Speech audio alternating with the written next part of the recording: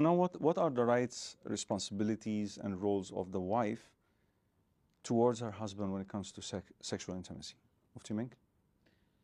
Well, when it comes to sexual intimacy, obviously the man is getting married. Like I said, one of the main purposes also, he's going to look after his family. There's going to be reproduction for the sake of Allah. If Allah wills, he's going to be providing for her and so on. But regarding this particular department, she needs to make sure that she protects him from going towards haram because of her. So what that means is, some people will go for haram no matter what you've given them and what you've done for them. But if it is a result of your action or your refusal, for example, without any reason, you would then be guilty in the eyes of Allah of not fulfilling this man's rights to the degree that you share a part of his sin.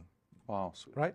So we won't say that you are guilty of the crime, but you share a part of the sin, because had he fulfilled his halal desire, he would not have needed to even consider haram. We're talking of... And that's halal right as well. Yes, not it's halal a right. only, yes. It's a right, correct. So this is why a lot of the times nowadays you have many feminists who talk.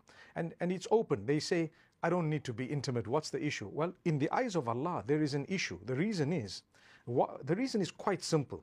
That this whole issue of you getting married, and they say tying the knot, is in order to be able to do certain things in a halal way. If you are going to block that, you are defying the entire purpose of the whole marriage. Why did you get married in the first place?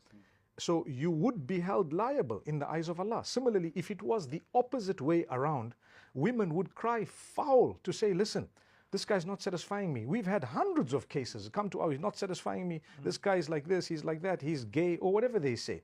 End of the day, we have to tell him, hey, listen, you need to fulfill the rights. Why is it that when it's the other way around, we think it's okay? It's okay. He needs to fulfill my rights, but I don't need to fulfill his rights. What do you mean? And that was my next question, yeah. It goes two ways. Yes. Habibi, it goes two ways. And this is such a topic, people don't talk about it.